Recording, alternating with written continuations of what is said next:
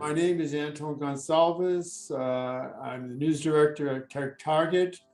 Today I'll be talking about Open RAN with technology analyst Tony Palmer from Enterprise Strategy Group. For anybody who's interested in learning a little bit more on Open RAN, please click on the link above or the description below. Okay, so we had some Open RAN news this week.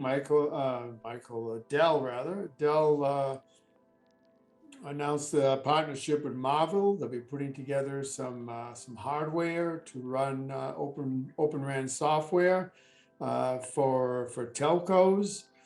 I believe last week we had Hewlett Packard Enterprise had a similar deal with Qualcomm. And when you look at the market numbers, Dell Oro is predicting Open RAN accounting for 15% of the radio access network market by 2026. And this year, I think the total RAN market is going to be between 40 and 45 billion, according to Dell Oro. So what's up with Open RAN? What's the attraction for telcos? The attraction for telcos is that it could bring the costs down for the infrastructure that they're rolling out, right? I mean, that's when it comes right down to it, it's the bottom line. If it brings their costs down, they're going to be happy. But in order for them to do that, they've always wanted more white box solutions, less proprietary, less lock-in, as it were. But in order to do that, they're going to need really solid support. They're going to need really solid documentation. They're going to need all the things that Dell and HPE and other vendors like that are really good at delivering. And if they can deliver that, then the telcos are going to eat it up.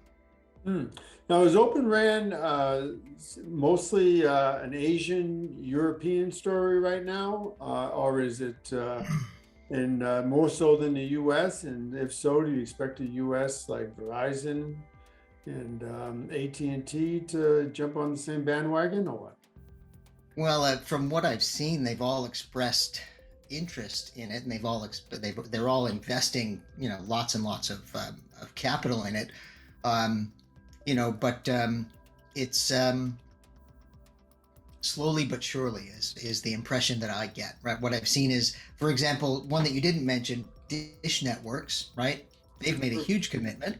However, that huge commitment means that they plan to have coverage of about 20% of the U.S. population this year. Okay. Right? Now, put that in perspective? Is 20% a lot, or is it less than you'd expect?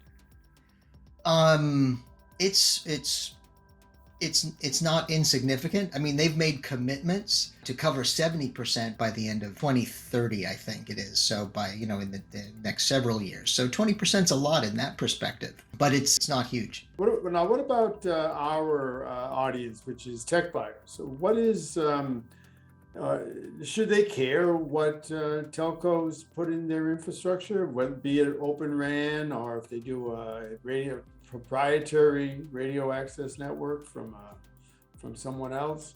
Does it matter? Directly to enterprises, not necessarily. But if the telcos are able to more efficiently, deploy next gen networks, moving from, as they're moving to 5G now and moving into 6G, well then, if those benefits roll down to enterprises, yeah, it's going to make a difference. If not, it's not going to matter to them much one way or the other, right? They're going to be, because they're primarily going to be buying it as a package from whatever telco vendor they're getting their connectivity from.